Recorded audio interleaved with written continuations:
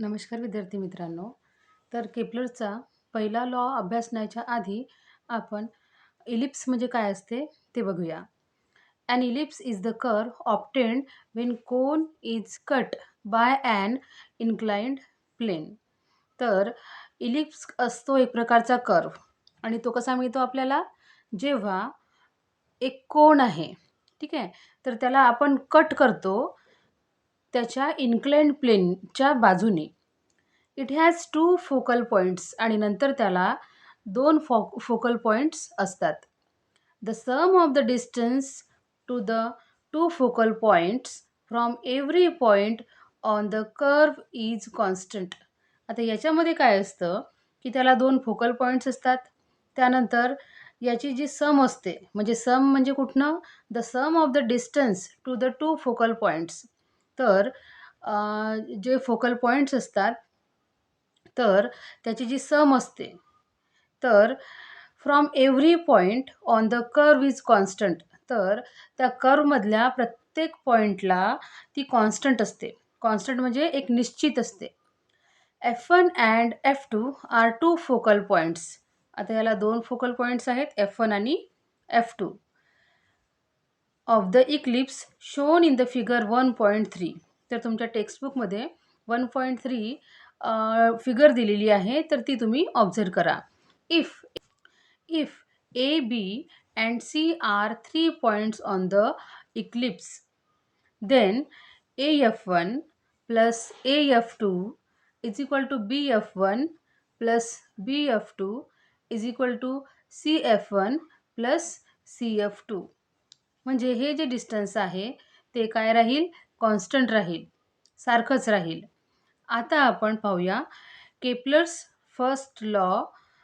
तर यामध्ये काय म्हटलं आहे, the orbit of a planet is an eclipse. तर प्लॅनेटचं जे ऑर्बिट असतं ते इलिप्स बनवतं. कुणाशी, with the sun at one of the foci. तर सनसोबत इलिप्स बनवतं at one of the foci. तर कुठल्याही एका F1 हा जो पॉईंट आहे त्या पॉईंटला ते इलिप्स बनवतं. Figure 1.4 shows the elliptical orbit of a planet revolving around the sun. आता तुमच्या टेक्स्टबुकमध्ये 1.4 ही फिगर दिलेली आहे. तर ते काय सांगते आपल्याला की it shows elliptical orbit of the planet. त्या प्लॅनेटचं इलिप्टिकल ऑर्बिट दाखवते जे सनच्या भोवती फिरत असतं. The position of the sun is indicated by S. आता हा सन कुठे असेल तर ती पोझिशन एस ह्या पॉईंटला इंडिकेट केलेली आहे. नाव केपलर्स सेकंड लॉ. आता ह्या सेकंड लॉमध्ये काय सांगितलं जातं, the line joining the planet and the sun sweeps equal areas in equal interval of times. The line joining the planet and the sun sweeps equal areas in equal interval of times. म्हणजे काय होतं, the line joining the planets. तर ज्या line काढतो आपण, ज्या प्लॅनेट्सला join करतात, and the sun sweep equal areas.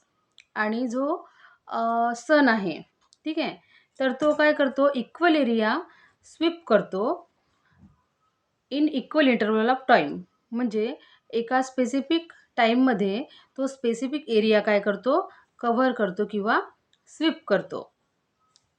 A B and C D are distance covered by the planet. आता A B and C D are distance covered by the planet in equal time.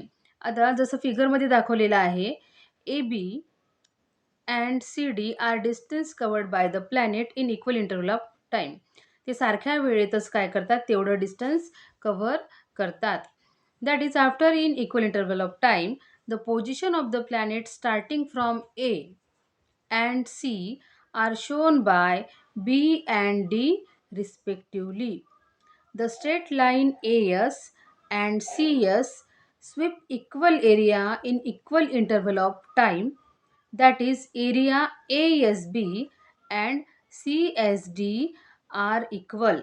तर त्या फिगरमध्ये straight lines काढलेल्या आहे S and C S. Sweep equal area. तर हे काय करतात, equal area sweep करतात किंवा इक्वल एरिया ट्रॅव्हल करतात in equal interval of time. म्हणजे सारख्याच वेळेत ते सारखंच अंतर काय करत असतात, कापत असतात. That is area ASB and area ASD are equal.